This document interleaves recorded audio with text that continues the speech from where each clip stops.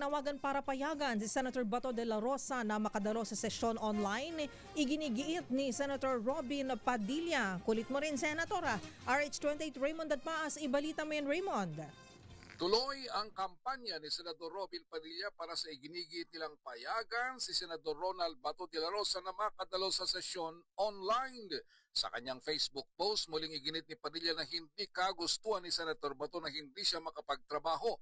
Ayaw lang nitong lumabas dahil tiyak na kapag siya ay naaresto ay agad isasakay sa eroplano at dadalhin sa ibang bansa para doon ikulong.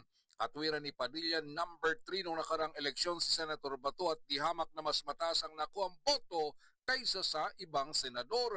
Wala din umanong final conviction si Senator Bato dahil ang kanyang warrant of arrest ay mula sa International Criminal Court o ICC na hindi dapat kinikilala gaya ng ginagawa ng Pangulo ng Amerika.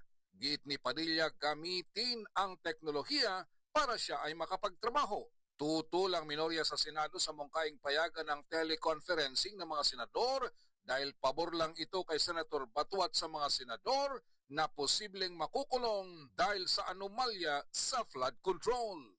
Ito si RH28 Raymond Adpas para sa DZRH, una sa Pilipinas, una sa Pilipinas.